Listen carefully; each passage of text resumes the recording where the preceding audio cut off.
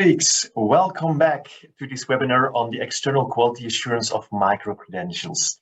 As promised, in the second part, we will present a selection of case studies that is focusing on external quality assurance of micro-credentials.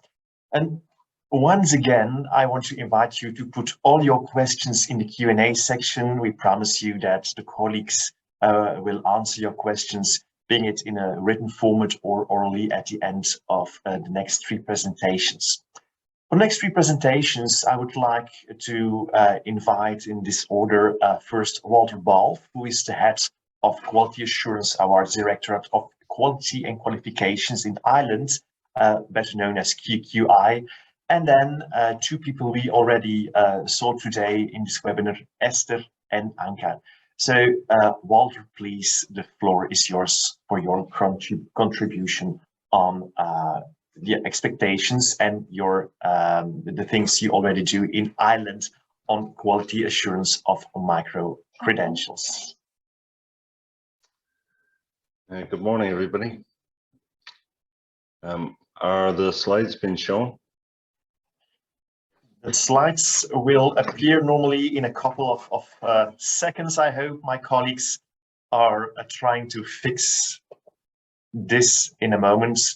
So if possible, you can already start, or we wait just some 30 seconds more for the slides to appear on the screen.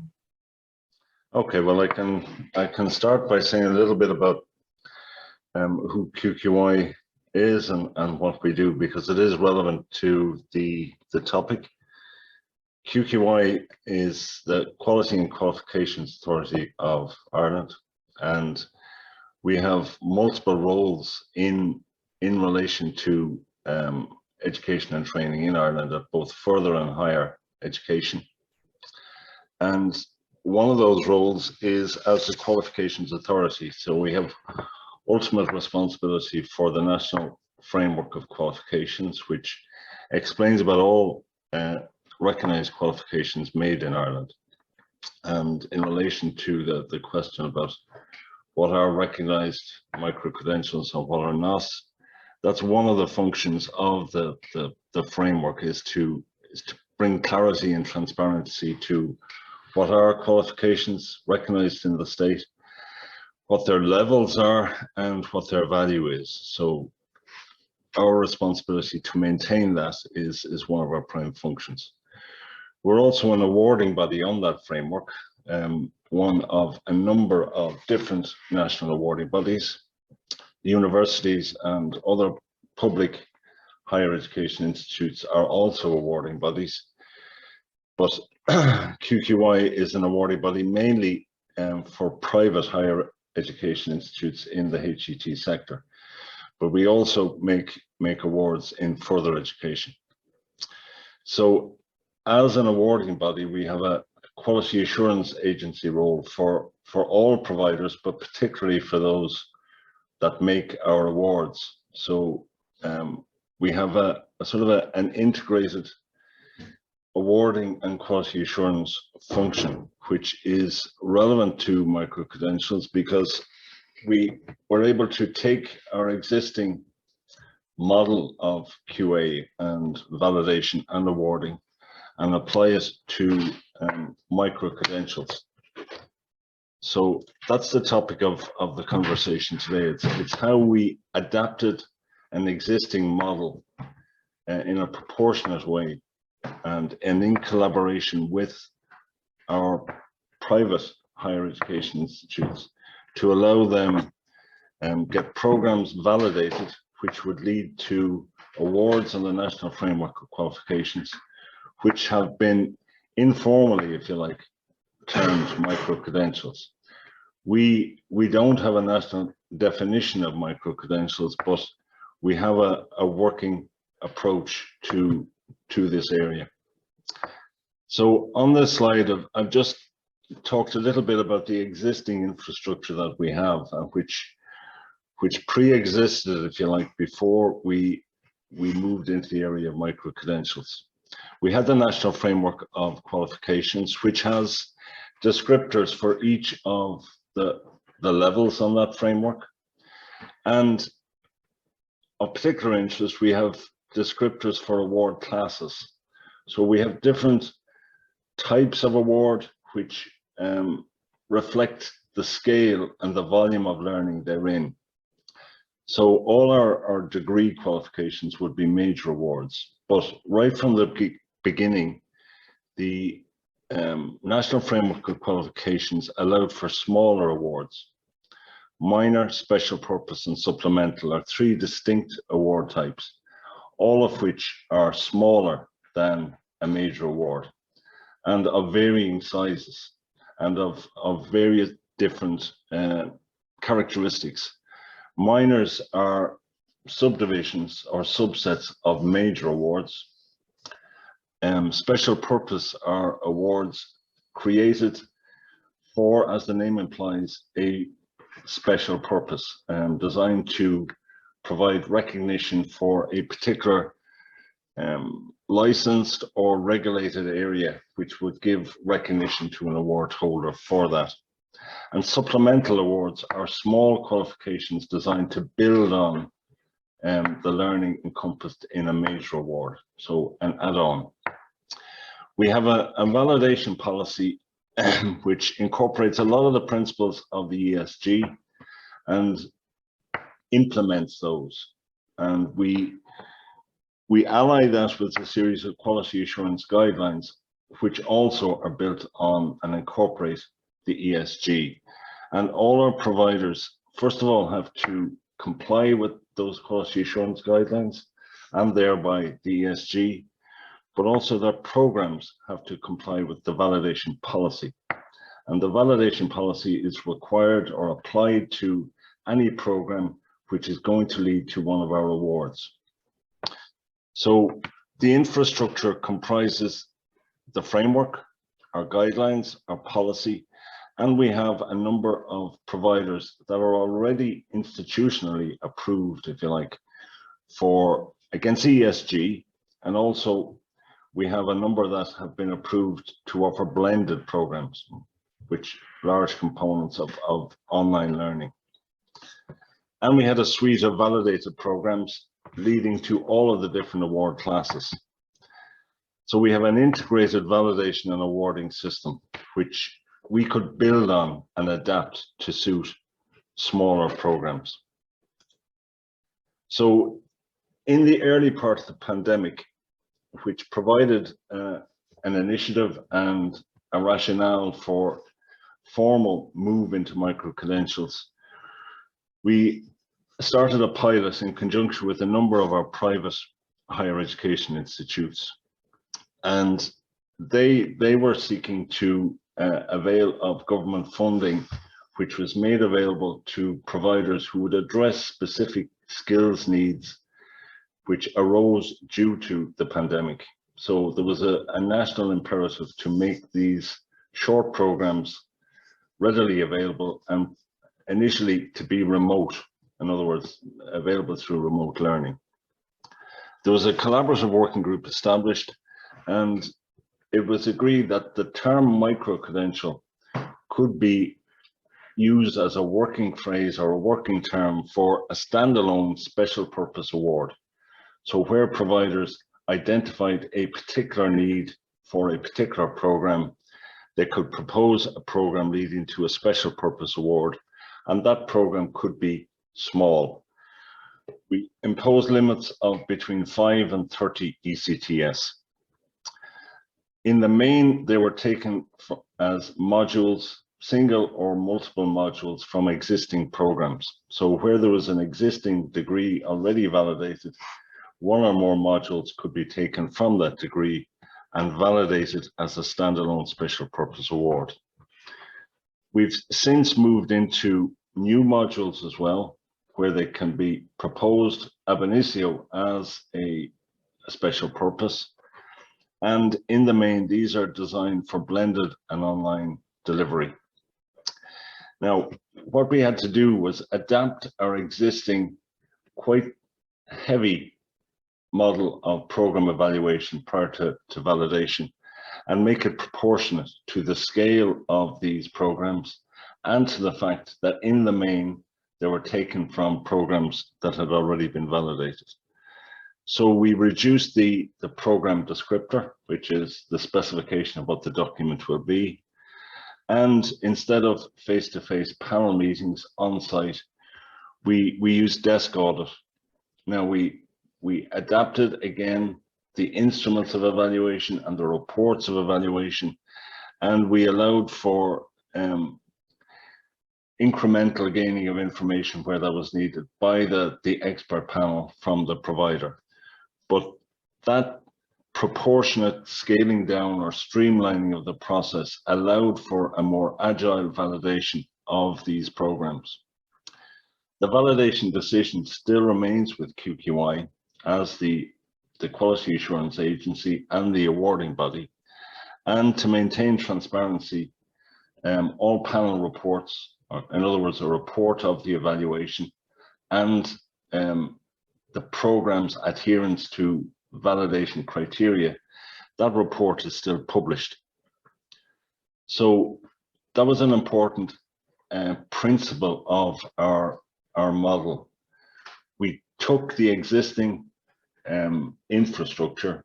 We didn't dilute any of the main characteristics which maintain that infrastructure in terms of the quality assurance expectations, the validation criteria, the adherence to the framework and the framework models, but we proportionately reduced all of those in ways which were agreed not just with the providers, but also with experienced panel experts and approved through our own governance internally.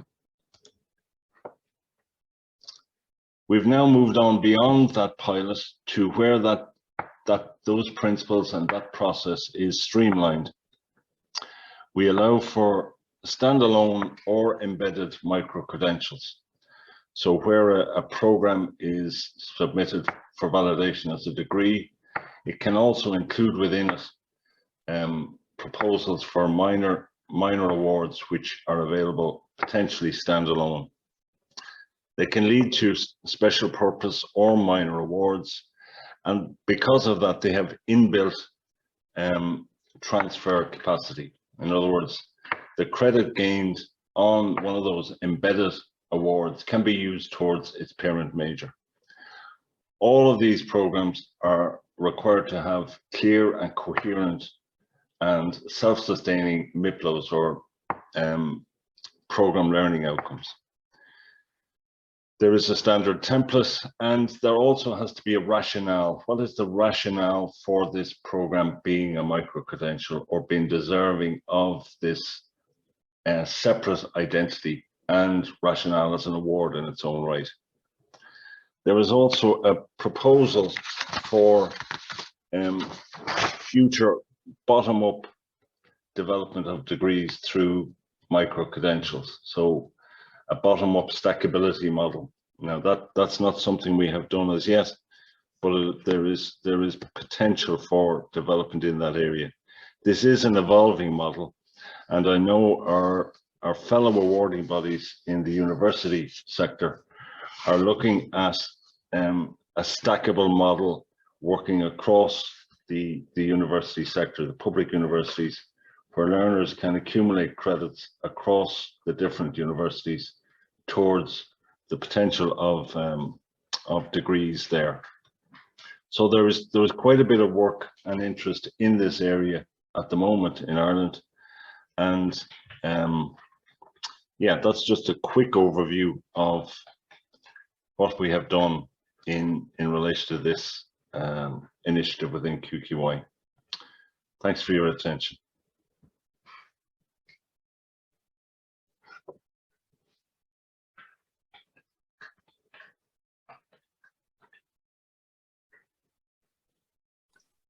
So, yeah, Esther, now the floor is yours. Thank you. Okay, thank you very much, Patrick. Well, now I'm going to present the case study of AQU Catalunya, and before going into more details, I would like to comment on a general ideas, though we have been discussing a lot during this morning.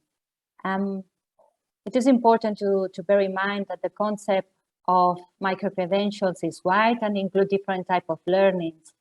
and responds to different needs, societal, personal, cultural, or labor market needs, etc., as we were discussing.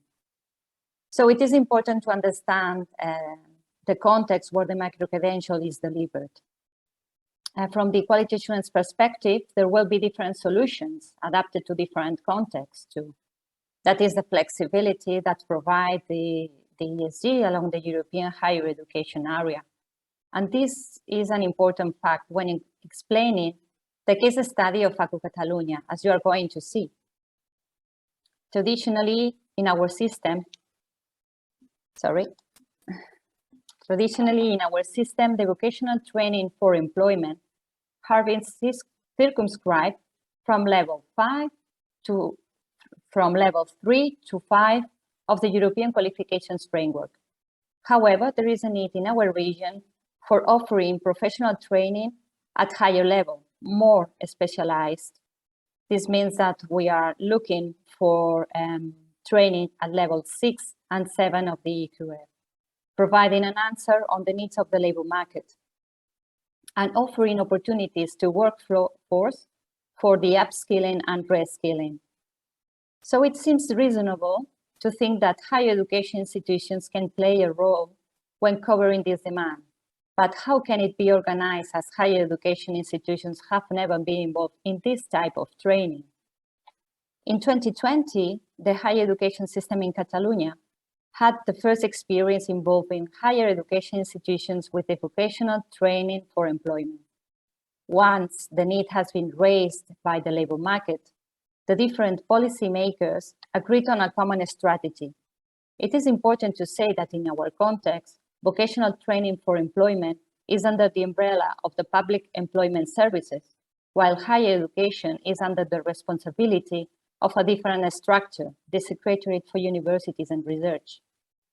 In this particular scenario, the Barcelona Digital Talent, which is composed by different public and private organizations and which promote the competitiveness of the marketing by working to reduce the current gap in digital talent, raised the need to have a higher number of professionals in the ICT field. This demand was focused on specialized professionals with more complexity, so the training should be organized at level 6 and 7.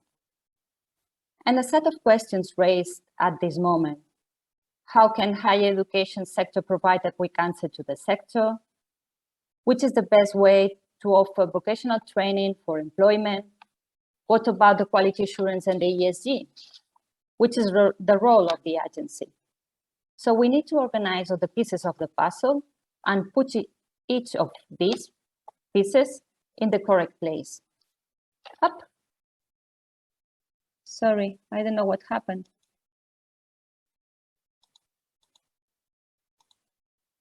Yeah.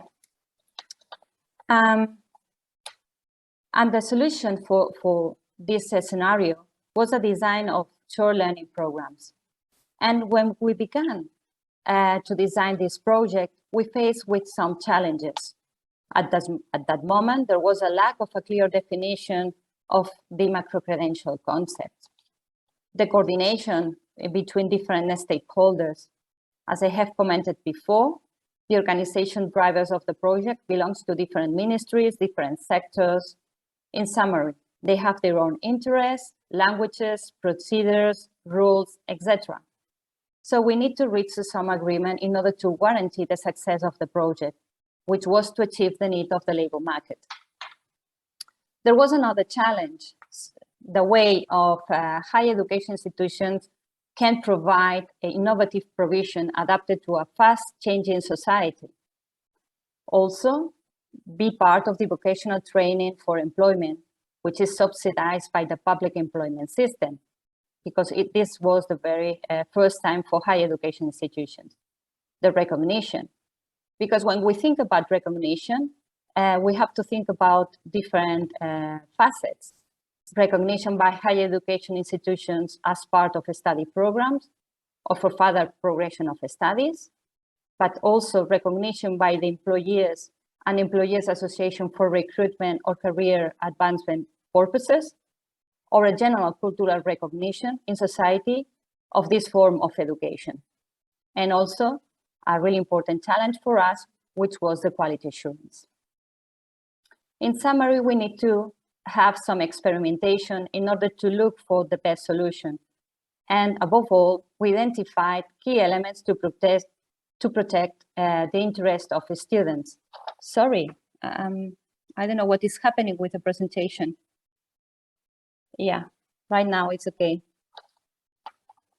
So we identified, as I have already said, some key elements to protect the interests of the students, which were qualifications framework, ECTS, recognition, quality assurance. So we were discussing during this morning some of these elements, but I would like to focus right now on the quality assurance element.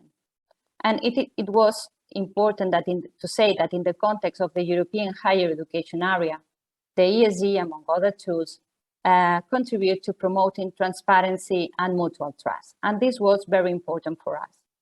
So the ESG were the backbone of the quality assurance of those short learning programs.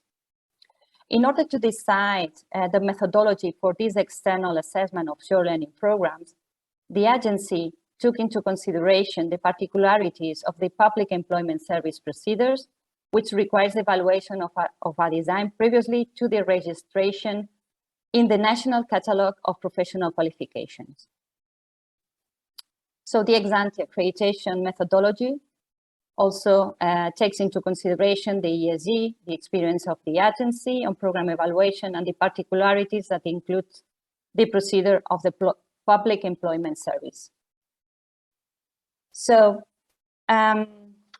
when talking about this methodology, there was a special emphasis on the ESG 1.2, design and approval of program, 1.3, student-centered learning, teaching and assessment, and 1.5, which is related to teaching staff.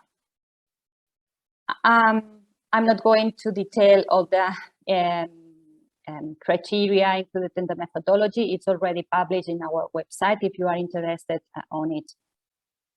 And which was a result of our pilot procedure in 2020. The agency assessed 33 short learning programs from the ICT field offered by higher education institutions.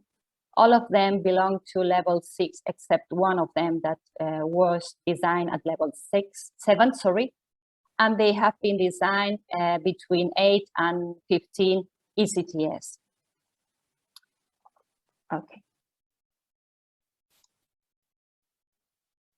So this experience has allowed us to reflect about the strengths and the drawbacks of the assessment of the short learning programs.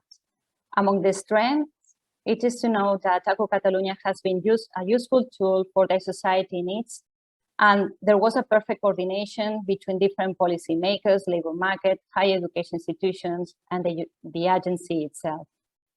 This experience builds the first bridge between higher education and professional system in our region.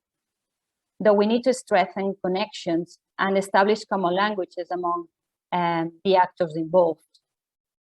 The external assessment assures the recognition of short learning programs in higher education institutions. Moreover, it ensures its quality and improves the trust in these programs. However, it is true that the range of assessment programming, it is narrow and it is circumscribed to government strategic needs. And due to the workload associated to the program's external review and the short period of time life of those programs, as they have to adapt very quickly to the needs of the market, it's reasonable to look for another strategy more focused on the internal quality assurance system. So for us, it is very important, the results of this working group, because we have already said before, it seems more reasonable to go to methodologies or approaches more focused on the internal quality assurance system. So we need this information to make more pressure to change the procedures of the employment system. Okay, so that's all. Thanks a lot for listening to me. And okay, here you have the web page where you can find the methodology of micro-credentials. Thank you.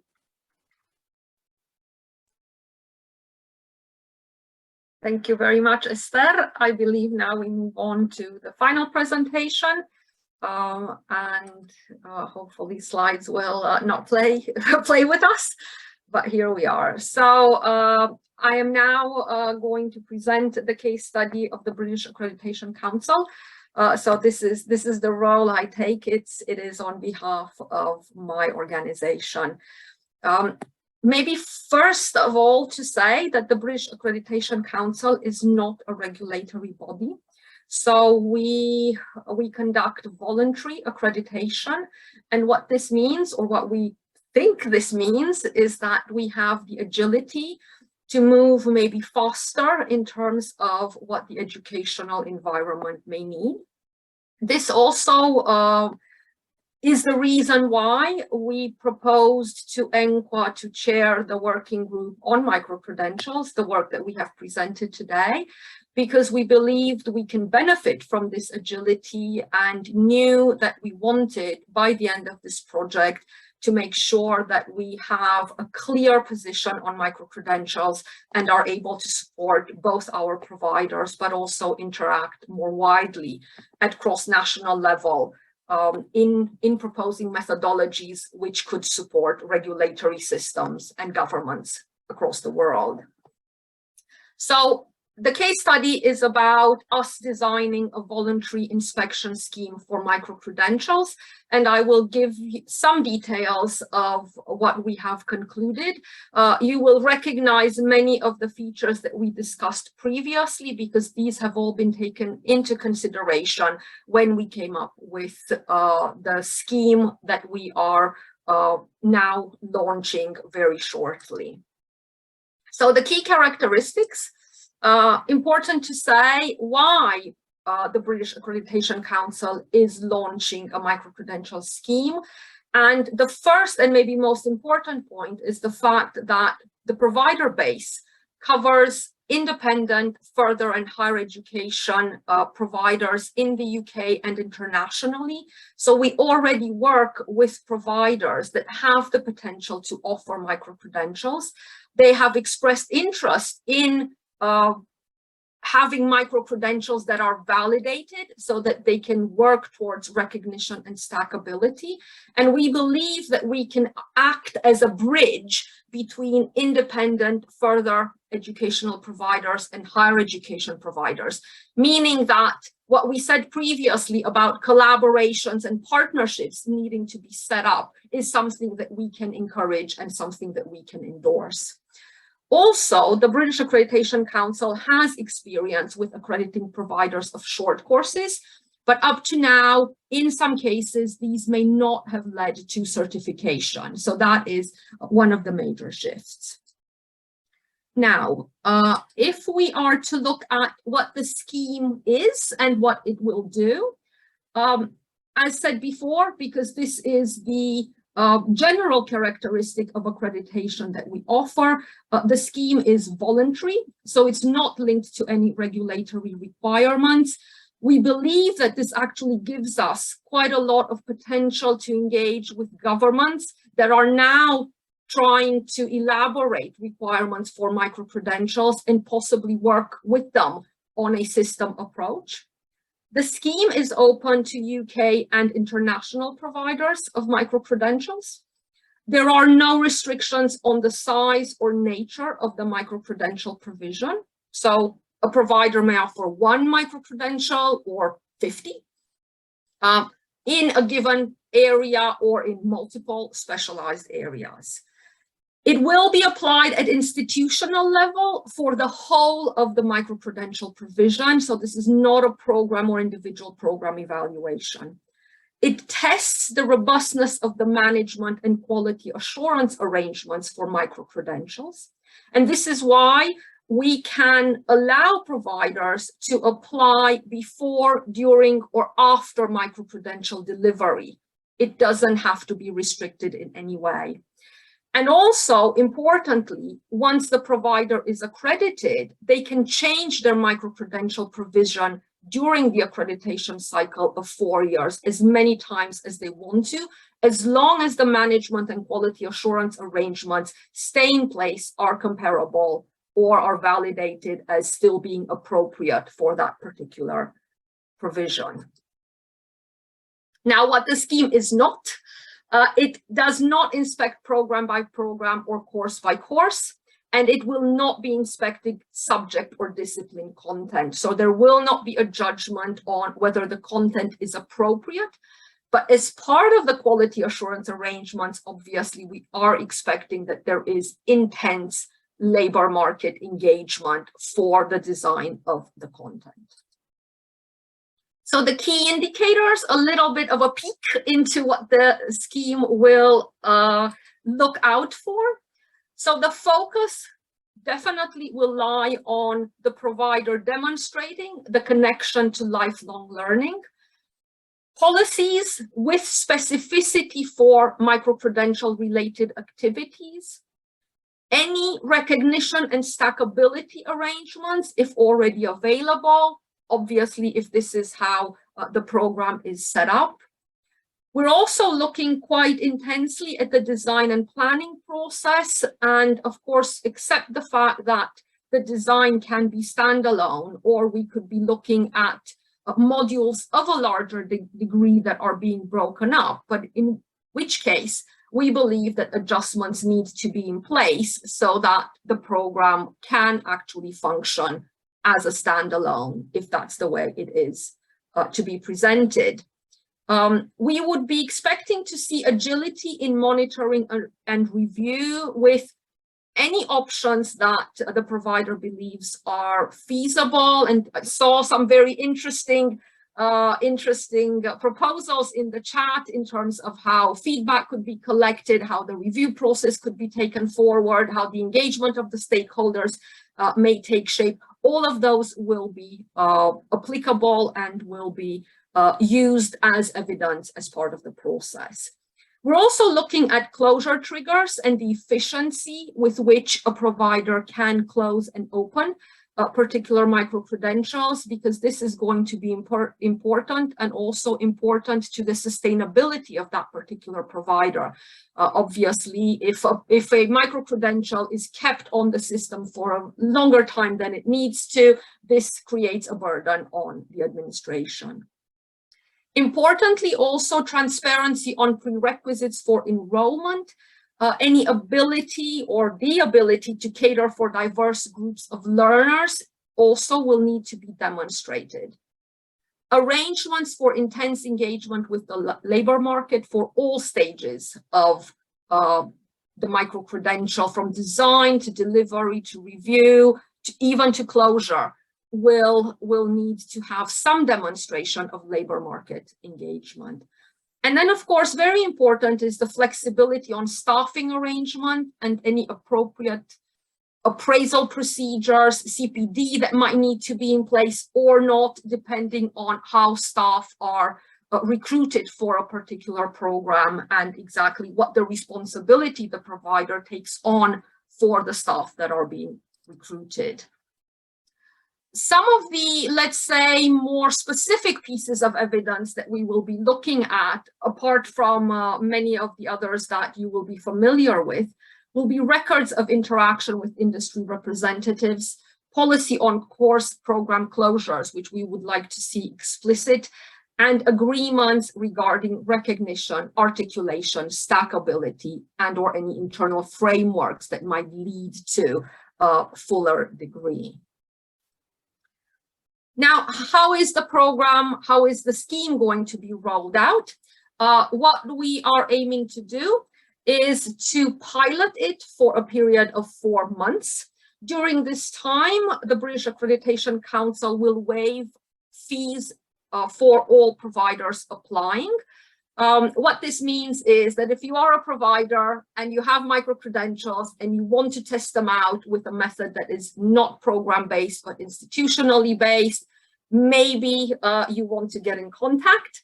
The launch will actually be on the 12th of October, when we will organize a provider briefing to give all the details about how the scheme will work and how the application process needs to be in place. My colleague very kindly is now has now put into chat the link that I am showing you. So if you're interested in attending this provider briefing, please feel free to join us and we will be very happy to give you all the details. So we're hopeful that we have a scheme that can benefit providers, can benefit even possibly regulatory systems where there isn't yet any opportunity for validating micro-credentials and declaring them as being apt for recognition and stackability. And we look forward to these 4 months of pilot to gather all the information that is necessary and then be able to kind of run smoothly with this scheme moving forward. Thank you very much for your attention. Thank you again for joining us today. Thank you very much, Anka. Also, thank you very much, Esther and Walter, for your inspiring presentations. Inspiring because it is, again, a new, undiscovered area. And I think there are a couple of questions that we might answer right now. And of course, all the questions that were not answered yet, I'm sure the colleagues that are attending the webinar can address their questions also to you in private email. So also, Walter, can I invite you to come back on screen? Before we end, we have a couple of questions for you. We saw in the chat and also in the Q&A that in many discussions, it was said that external quality assurance of micro-credentials should be done on the institutional level. How do you look at that? Do you agree with this? Also based on the presentations you were giving, do you think maybe in let's say an initial accreditation, it has to be done on the level of the micro-credential itself by the quality assurance agency, and afterwards it can be taken in institutional internal quality assurance? How do you think we can move on to best practices from your current experience? I don't know who wants to take this up first. Esther, do you have any recommendations for us about this? Yeah, thank you very much. That's a really interesting question, and I think that we were all thinking about this, and it was also an important issue that we discussed internally in the working group. And if we analyze different information, the results of this working group, but also the information coming from the European Commission, all of them will suggest that we have to go for this type of a strategy, more for external procedures, more focused on the internal quality assurance system, because they are not so burdened also for the agency, but also for higher education institutions. So that's an important element, and maybe this is a general trend, but we have to bear in mind that there are some other contexts, as for example, the one I was presenting today, and this is a very specific, and maybe this is a very tiny case, but we have to bear in mind and have an open mind to have this flexibility and design the methodology fit for purpose for each cases. But yes, I would suggest that the best way is to go for the internal quality assurance system procedures and not to create like a type of monsters when doing a lot of evaluation and asking a lot of information to institutions. Yeah, thank you, Esther. Maybe Walter, you already shared in the chat some ideas about this. Maybe you can elaborate a bit on this here. Okay, our context is such that as the ultimate awarding body, we do have a role in program level validation, because it's only on validation by us of the program that it becomes an actual award or qualification. Now, we do recognize the resource implications of having every micro-credential validated by us, or evaluated by us anyway. So we do have a compromise option, if you like, whereby we will approve a provider's capacity to do the evaluation and organize that evaluation using a lot of the criteria that have been discussed here around the process and the criteria they involve or use in the evaluation process and who they choose to do the evaluation. And the product of that provider organized evaluation can then come to us for final validation. So it's a middle way. Yeah, okay, Walter. Anka, do you want to add some information to this? Thank you. I think what Walter is saying, I mean, I agree with both Walter and Esther in that, number one, whatever is being designed needs to be fit for purpose and needs to look at the context very clearly and the purpose that it should serve within the context. Where there are regulatory requirements that are imposed by governments, again, those will dictate where the scheme will go and where the methodology might land. So that is extremely important. I think what Walter is saying about the compromise position is where the British Accreditation Council has really landed with the scheme that I was presenting, because what we are saying is that we're not going to be looking at micro-credentials individually, but really at the arrangements of managing and quality assuring micro-credentials. And if those arrangements take on board the specificity of this particular reality, then we can be reassured that that provider can take forward and keep closing and opening micro-credentials without us having to look at individual micro-credentials that they are working with. So it's really a reassurance that in a way aligns with the institutional element, but it's the institutional element augmented by the specificity of micro-credentials. So what we're saying is that the quality assurance system, an internal quality assurance system of a provider currently may not serve micro-credentials unless particular adjustments are made. If those adjustments are made and are made well, and the provider can demonstrate that to us, then they kind of have free hand to move with the micro-credential agenda in any way that they want, in any way that they see fit for the cycle that we have designed for them. So very much appreciative of the fact that individual program micro-credential analysis is going to be burdensome on the provider, resource intensive for the agency, may not render the results that we want, and then kind of moving into a position where we can still provide a robust scheme. So again, as Walter has said, not making compromise on the actual robustness of the outcome of the analysis, but trying to create middle ground for what will work functionally and operationally. Yeah, okay, thanks. What you already slightly touched upon, but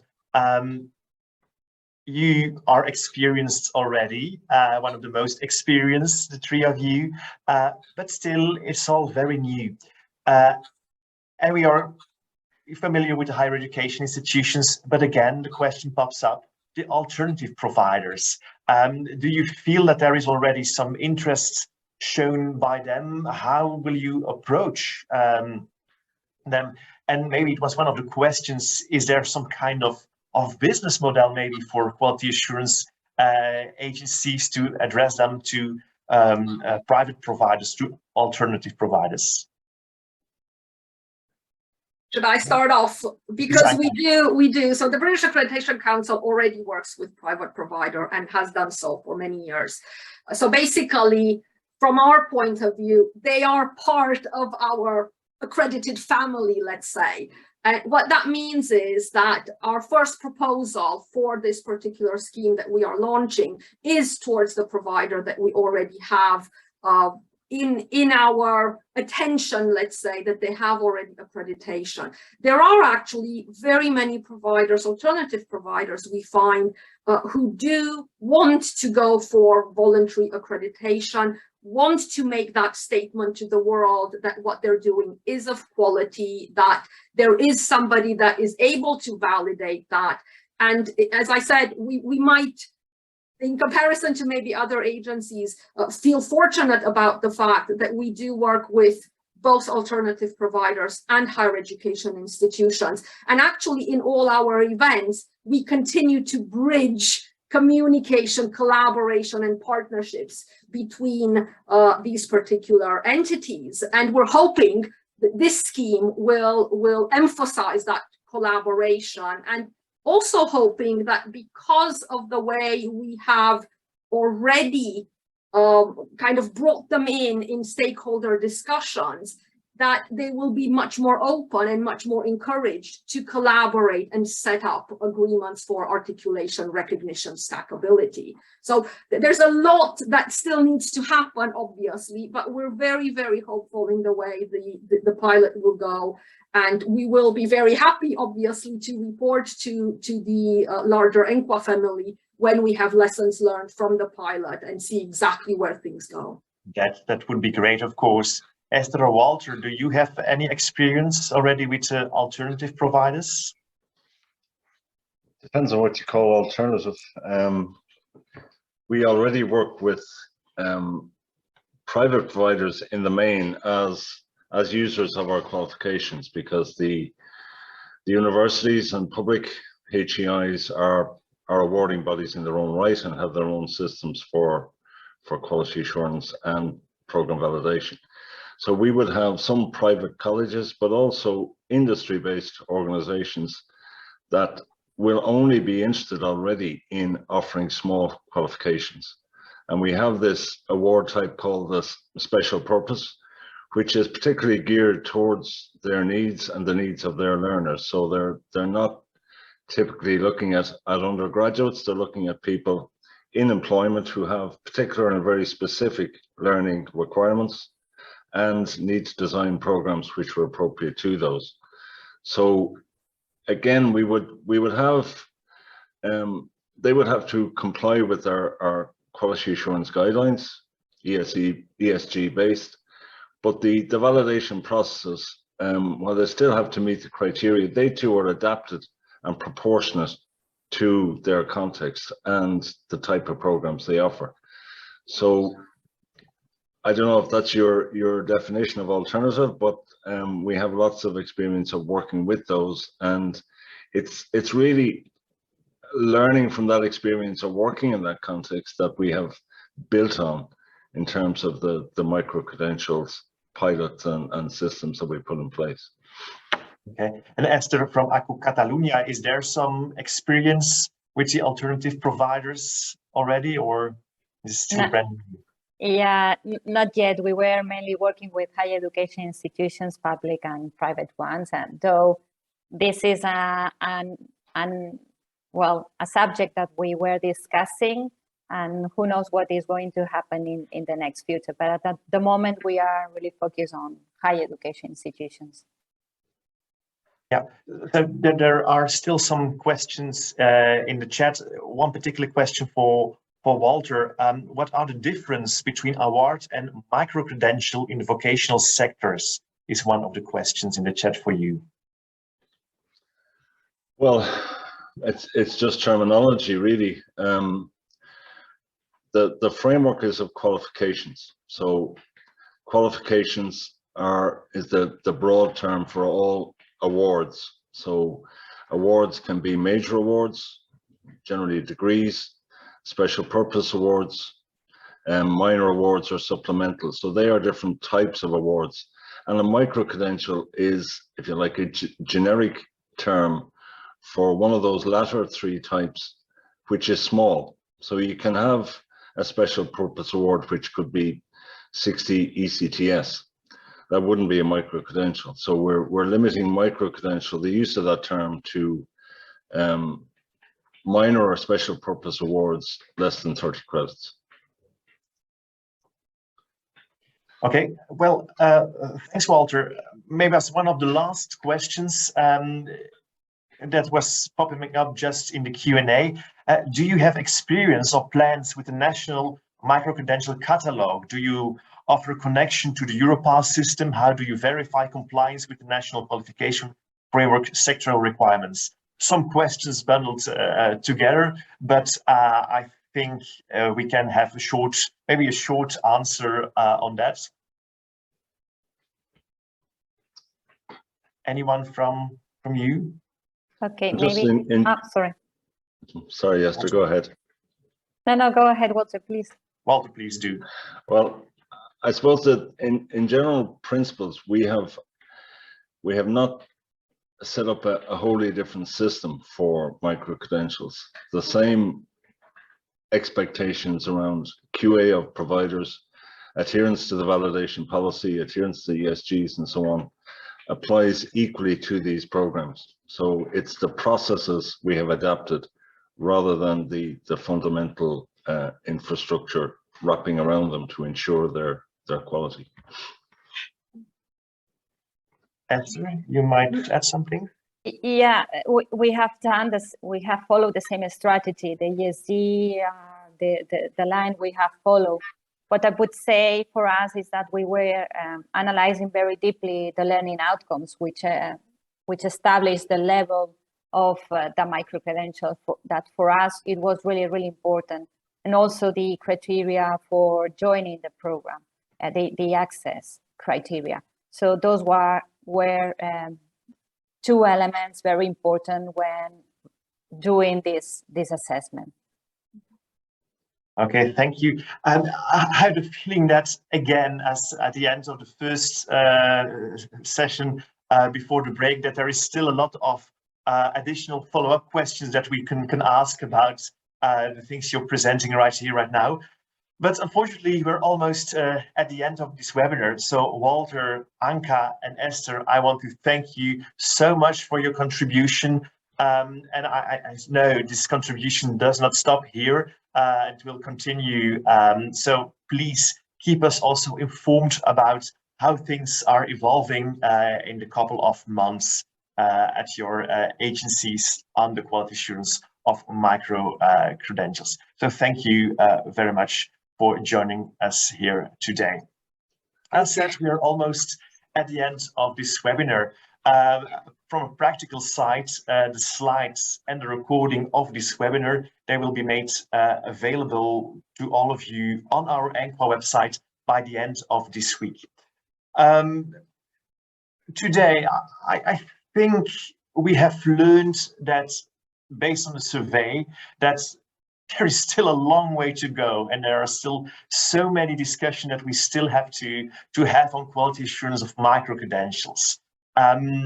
Also, the reflections that were made by our colleagues Anka, Ulf, and Dagmar on how the ESG are applicable to quality assurance of micro-credentials, it's just a starting point. But nevertheless, it gives already some confidence that ESG are applicable, but there are some aspects we have to give a special attention to.